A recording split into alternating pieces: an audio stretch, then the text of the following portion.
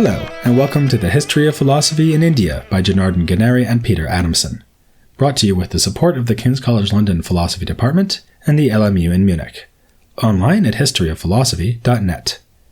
Today's episode, The Buddha and I, Indian Influence on Islamic and European Thought. Last time, we discussed modern-day scholars who have noticed parallels between ancient Indian thought and ancient Greek thought. But the search for such resonances is not distinctively modern. It was already part of an ambitious intellectual project launched by the medieval scientist al-Bīrūnī. His treatise on India, completed in the year 1030, was aimed at an Arabic-speaking readership who would thereby be equipped for encounters with Indian culture. Al-Bīrūnī's approach is a comparative one. As promised at the outset of the work, he systematically juxtaposes the ideas of the Indians to those of Greek philosophy and science. In some cases, he even points to the same parallels between Indian and Greek philosophy noted by contemporary historians, such as the transmigration of souls. Indeed, al-Bīrūnī identifies a belief in reincarnation as the distinctive characteristic of the Indian creed, like the Trinity in Christianity or the observance of the Sabbath among Jews. The reason al-Bīrūnī could presume familiarity with Greek ideas on the part of his readers is that a prodigious Greek-Arabic translation movement had made those ideas available before his time, back in the 8th to 10th centuries AD. At around the same time, some Indian texts were also translated, with efforts focusing on scientific works. There were Arabic versions of medical works, like the Sushutta, and in the middle of the 8th century, an astronomical handbook called in Arabic Sint Hind was produced at the behest of the Caliph al-Mansur. In general, Indian astronomy and astrology were an important source for these disciplines in the Islamic world. Beyond the sciences, there was also the Kalila wa Dimna, a literary work based on a Persian translation of an Indian book of fables about animals called the Panchatantra. Readers of Arabic could especially thank one family for making Indian culture available to them, the Barmakids. Several of this clan were influential in the caliphate of the late 8th century, and they hailed from Toharistan in Bactria, the only area that had fallen under Arab rule where Buddhism and Sanskrit literature were still actively studied. With this background, the wealthy and powerful Barmakids took an active interest in the science of India. We are told that they summoned Indian medical scientists and philosophers and dispatched a fact-finding mission to India itself. A document on Indian culture, written for one of the Barmakids, is lost, but the 10th century bibliophile Ibn Nadim claims to have seen a copy written out by no less a personage than al-Kindi, the first Muslim thinker to make explicit use of Greek philosophical sources. The same Ibn Nadim knows of the Buddhists in Transoxiana. He calls them the Shamaniya, a term that goes back to the Indian word for the renouncer movement's Shramana and appears elsewhere in Arabic literature. Particularly intriguing are reports about a debate between the early 8th century theologian Jahm ibn Safwan and a group of Buddhists who argued that his belief in the God of Islam could not be substantiated on the basis of empirical evidence. So, at a very early stage, a full century before al-Kindi, who is usually recognized as initiating philosophy in the Islamic world, there was at least fleeting awareness of Indian ideas about the sources of knowledge, or pramanas. Thus, al-Bīrūnī was not the first Muslim intellectual to engage with India. Still, he went far beyond what had been achieved up to his time. This was possible because he was attached to the court of Mahmud of Ghazna, a warlord who made destructive incursions into India. Al-Bīrūnī is frank about the enmity that Indians bore towards Muslims as a result. He was able to work together with scholars who were, presumably under considerable duress, brought to the court of Mahmud. The result was a kind of small-scale translation movement between Sanskrit and Arabic. With the help of his Indian advisors, al-Bīrūnī prepared translations of Patanjali's Yoga Sutra and the Samkhya Karika. He was also aware of and used Gaudapada's commentary on the latter text. In addition, al-Bīrūnī had access to an Arabic version of the Bhagavad Gita, which, to judge by his quotations, often diverged from the version known to us. Furthermore, al-Bīrūnī and his collaborators translated in the other direction from Arabic into Sanskrit, producing versions of works by Euclid, Ptolemy, and al-Bīrūnī himself. Sadly, these are now lost. The upshot is that his treatise on India is a remarkably well-informed document, which includes extensive quotation from Sanskrit sources. Al-Bīrūnī relates these sources not just to elements of Greek thought, but also to Christianity, Judaism, and Manichaeanism. Islam is implicitly given a special status by being exempted from this comparative project, but he does point out the affinity between Indian philosophy and Sufism. What al-Bīrūnī does not do so well is to convey any sense of the diversity of Indian thought. He sees the ideas of the Indian elite as being a single body of doctrine, which he frequently contrasts to vulgar popular beliefs in India, about which he is openly disdainful. But at least he's an equal opportunity elitist. When explaining that the Indian elite worship God alone, whereas Indian commoners often indulge in idolatry, he adds that ancient Greeks were also idolaters, and that the everyday Muslim would no doubt venerate images of the Prophet or Mecca if given half a chance. As that passage indicates, al-Bīrūnī is impressed by the tendencies towards monotheism in Indian philosophy. The first thing he tells us about the religion of the Indians sounds pretty much like a statement of Islamic monotheism. For them, God is eternal, free, omnipotent, and resembled by none of his creatures. Apparently taking Patanjali as a key for understanding the other Sanskrit sources on which he draws, he presents Indian thought as a single harmonious teaching, intended to liberate the soul from ignorance and from attachment to matter, so as to attain union with God. This may remind us of Vedanta, but that is a tradition that goes unmentioned by al-Bīrūnī. He does discuss monism as a point of similarity between Indian and Greek thought, but his focus is on the soul's relationship to a single all-powerful God, something we achieve by detaching our actions from desire, as instructed in the Bhagavad Gita. Al-Bīrūnī's tendency to lump all these ideas together into a single system, and to see them as echoing the ideas of other cultures, sets the tone for subsequent engagements with Indian thought. In the Islamic world, it would be a while before there was another engagement along these lines. In the 12th century, the theologian and philosopher Ash-Shahrastani wrote an important survey of religious doctrines and did discuss India, but his treatment is disappointingly sketchy and does not seem to draw on al-Bīrūnī. Better informed is the historian Rashid ad-Din, who wrote around 1300 and had the advantage of new information supplied by a Buddhist scholar. There was also some interest in the mystical traditions of India. The 12th century Illuminationist philosopher Suhrawardi insisted that his own teachings were in accordance with the sages of India. Knowledge of yogic meditation practices was disseminated through translations of a work called The Pool of Nectar. A study of the Islamic reception of this work has, however, concluded that it provided only a very narrow window onto the world of Indian religions, and one that, to many readers, was hardly distinguishable from the standard occult and mystical practices found in Islamicate society. It would really be the Islamic invasions of India that created the conditions for renewing al-Bīrūnī's project. His observation that Sufism seems a good match for Indian religious belief was borne out by the success of Islamic mysticism in the subcontinent. This syncretic trend would come to a climax in the work of Dara Shikoh, a prince who lived in the 17th century during the time of Islamic domination in India. As already discussed in episode 189 of the History of Philosophy podcast, Dara Shikoh translated some of the Upanishads into Persian and wrote a treatise called Confluence of the Oceans, the title a reference to the agreement between Indian and Islamic culture, with the latter understood primarily in terms of philosophical Sufism. By this time, information about Indian culture and philosophy was finding its way to Europe as well. The results were not always edifying. Dara Shikoh's younger contemporary, John Locke, mocked the conception of a mysterious underlying substance put forward by some of our European philosophers, as he put it, by comparing it to the fanciful proposal of a poor Indian philosopher who imagined that the earth wanted something to bear it up, and suggested that the earth rests upon an elephant, which is further supported by a tortoise. Another great name of European thought rose to the defense of India.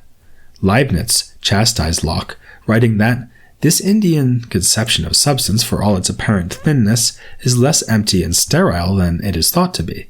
Several consequences arise from it. These are of the greatest importance to philosophy, to which they can give an entirely new face. Obviously, these passages do not suggest a deep knowledge of Indian intellectual history, but increasingly there were opportunities to learn more. Alison Gopnik has raised the intriguing possibility that David Hume may have been acquainted with Buddhist philosophy. When he was writing the first and most significant statement of his own philosophy, the Treatise of Human Nature, Hume was in residence at the Jesuit Academy La Flèche. Here he could have encountered a much older man named Charles Dolu, who had been on a trip to Siam in the 1680s. Dolu was in turn acquainted with Ippolito Desideri, who had done missionary work in Tibet.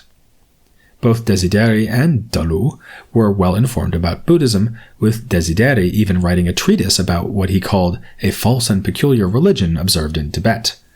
Sounding a bit like al-Bīrūnī, he stated that people should know more about this religion in order to contest it, and highlighted what he calls its Pythagoreanism, presumably meaning its commitment to reincarnation. Gopnik summarizes her findings better than we could, writing that, in 1735, Hume, apparently rusticating in the peace of a small town in France, was only one remove away from the ideas of philosophers thousands of miles and a cultural gulf away in Siam and Tibet. Perhaps then it is no coincidence that some of Hume's proposals, including his empiricism and skepticism about the self, are strikingly reminiscent of Buddhism. To this we can add that Hume's treatise was most certainly influenced by Nicolas Malebranche and Pierre Bayle, who in turn knew something of Chinese philosophy. Malebranche even wrote a work in 1708 called Conversation Between a Christian Philosopher and a Chinese Philosopher, while Bayle's Historical and Critical Dictionary, published 5 years earlier, offered a description of Chinese philosophy that consists basically in a presentation of the Buddha's life and thought. Again, the skeptical attitude towards the soul comes to the fore here, giving us another conduit for the Buddhist doctrine of no self into European culture. Yet another source for Indian ideas was the well-traveled Francis Bernier, who had been to India and served as court physician for none other than the aforementioned Mughal prince, Dara Shikoh. Bernier tells of how he exchanged ideas with one of the court intellectuals who helped Dara Shikoh translate the Upanishads. Writing from the Persian city of Shiraz in 1667, Bernier said, "Do not be surprised if, without knowledge of Sanskrit, I am going to tell you many things taken from books in that language," for he had benefited from a 3-year collaboration with a Pandit. The two had philosophical debates, facilitated by Bernier's own translations of Gassendi and Descartes into Persian. Again, we can forge a link to Hume here. Bernier made known the Indian metaphor comparing God to a spider who extends filaments out from itself and then withdraws them. In the same way, the divine creation will ultimately be undone as all things collapse back into God. In his dialogues concerning natural religion, Hume refers to this analogy and ascribes it to Brahmins. He is, however, dismissive of the idea, saying that it is a species of cosmogony which appears to us ridiculous, because a spider is a little contemptible animal whose operations we are never likely to take for a model of the whole universe. As we move forward into the 19th century, we finally see Europeans catching up with al-Bīrūnī by making Indology a serious intellectual enterprise. A key figure here was Henry T. Colebrooke, who translated mathematical and philosophical works from India into English. There's another tantalizing connection here, this time between Colebrooke and the philosopher John Stuart Mill. You'd expect Mill to know quite a lot about India, given that his father, James Mill, was an administrator in the East India Company and author of the Colonial Manifesto, A History of British India. Yet the younger Mill's philosophical works fail to make any explicit use of Indian philosophy. He would, however, probably have known about a lecture given by Colebrooke in 1827, which explained the materialist theory of mind put forward by the Charvaka school. As we proposed in an earlier episode, this theory is comparable to emergentism in the philosophy of mind, a theory that is sometimes traced back to Mill. He sounds rather like a follower of Brihaspati, founder of the Charvaka system, when he writes in his System of Logic that all organized bodies are composed of parts, similar to those composing inorganic nature, and which have even themselves existed in an inorganic state. The phenomena of life result from the juxtaposition of those parts in a certain manner. Meanwhile, Indology was also emerging in Germany, especially with the Schlegel brothers. Friedrich Schlegel learned both Persian and Sanskrit, and published a work called On the Language and Wisdom of the Indians, while his brother, August Wilhelm Schlegel, took up the first German chair of Indology in Bonn in 1818. We can trace the impact of the Indologists in a figure such as Hegel, who was aware of Colebrooke's essays on Indian thought, published in the Transactions of the Royal Asiatic Society in 1824, and who also reviewed August Wilhelm Schlegel's work on the Bhagavad Gita. This put Hegel in a position to evaluate the philosophical contribution of India, or at least it gave Hegel the impression that he was in such a position. For him, the Indians had reached only a rather primitive stage in the development of spirit, or Geist. They had a completely abstract notion of substance as a single underlying principle, which they identified with an equally abstract and empty subjecthood. Again, we see Indian philosophy being reduced to a monolithic teaching, with all emphasis being placed upon the monist strand within Brahmanical thought. Hegel's overall assessment manages to combine extravagant praise with casual dismissal. In the formation of the Oriental world, we do find philosophizing too, indeed the most profound philosophizing, but insofar as it remains the most profound, it remains also abstract. For us, the real philosophy begins only in Greece. A more positive assessment of the Indian tradition can be found in Arthur Schopenhauer, who on occasion went so far as to describe himself as a Buddhist. He was also tremendously impressed by material from the Upanishads, which he read in an 1801 translation based on the Persian translation of, you guessed it, Darashikoh. Schopenhauer said of this text, "It is the most profitable and sublime reading that is possible in the world. It has been the consolation of my life and will be that of my death."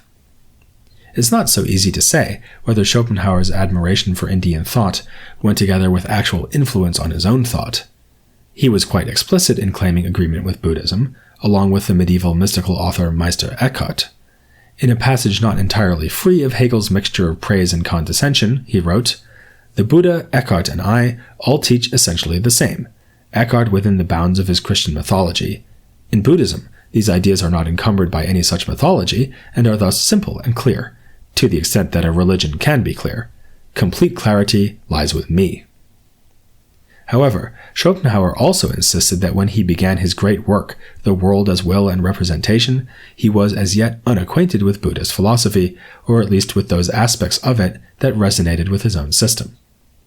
It's telling that, his appreciative mindset notwithstanding, Schopenhauer was still prone to lump Indian traditions together as if they all converged on a single philosophical doctrine. Our own tour through those traditions has revealed the stark opposition between, say, the Vedanta monism of consciousness and Buddhist skepticism regarding the self. But Schopenhauer saw little, if any, difference between union with the Upanishadic Brahman and the Buddhist state of liberation, achieved through abandonment of desire and will. For Schopenhauer, Brahman was simply the will of his own philosophy, a self or subject that can see things as a whole, sub specie aeternitatis, or from an eternal point of view. It's an idea that would later be taken over by Wittgenstein, who writes in his Tractatus Logico-Philosophicus, "The view of the world sub specie aeternitatis is the view of it as a limited whole. The feeling of the world as a limited whole is the mystical feeling." In our view, this does not really do justice to the Indian sources on which Schopenhauer was drawing. As you may recall from our presentation of the Upanishads, we take its exploration of Brahman to concern the phenomenology of consciousness. It is the underlying subject of thought and perception, not a principle of agency or willing. This is not atypical of the European reception of Indian thought. By the time of Schopenhauer, vastly more was known about Indian philosophy than the Greeks could have known in antiquity.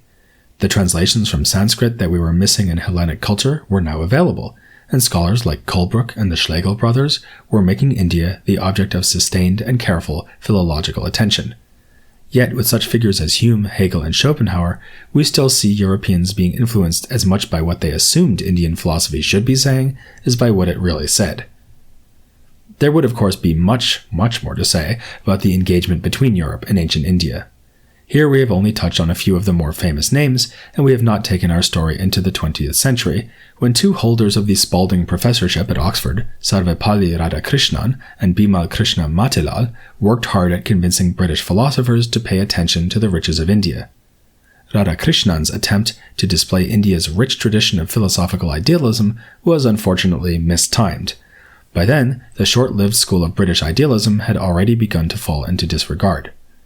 Matilal had greater success in introducing his Oxford colleagues to a rich vein of Indian epistemology. Peter Strawson, Derek Parfit, and Michael Dummett have all paid tribute both to Matilal's own philosophical brilliance and to the importance of the Indian ideas he brought to their attention.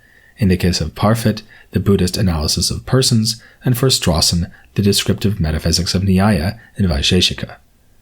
Now, in the 21st century, there is really no excuse for philosophers to imagine, along with Hegel, that real philosophy began only with the Greeks. In that spirit, next time we'll be drawing this series of episodes to a close with a quick review of philosophical developments in India since antiquity and a few final thoughts on the contemporary relevance of the history of philosophy in India.